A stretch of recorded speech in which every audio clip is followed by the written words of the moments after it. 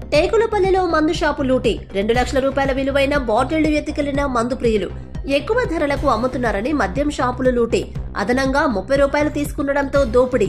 3 షాపుల్లో 22 లక్షల రూపాయల మద్యం మాయం.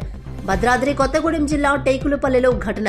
భద్రాద్రి కొత్తగూడెం జిల్లా టేకులపల్లిలో అధిక ధరలకు మద్యం అమ్ముతున్నారని, బెల్ట్ షాపులకు బ్రాండెడ్ మద్యం తరలించి తమకు అందుబాటులో లేకుండా చేస్తున్నారని 3 మద్యం దుకాణాలపై బుధవారం స్థానిక ప్రజలు దాడి చేశారు.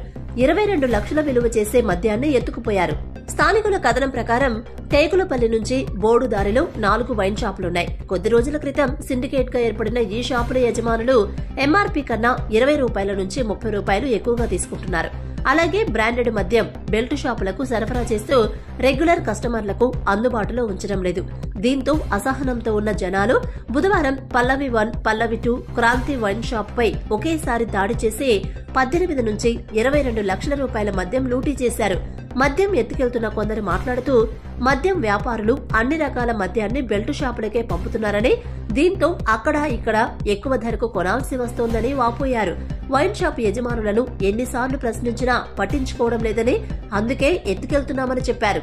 వీరిలో మహిళలు కూడా ఉండడం విశేషం. సంచులు, 2 వీలర్స్, ఆటోల్లో లిక్కర్ పట్టుకుపోయారు. విషయం తెలుసుకున్న Yellandu DSP Chandrabhanu, CI Karunakar, Tekulapalli CI Suresh, బోర్డు ఎస్ఐ శ్రీకాంత్ వైన్ షాపులను విజిట్ చేసి జరిగింది తెలుసుకున్నారు. కేసు నమోదు చేసి దర్యాప్తు చేస్తున్నట్టు చెప్పారు.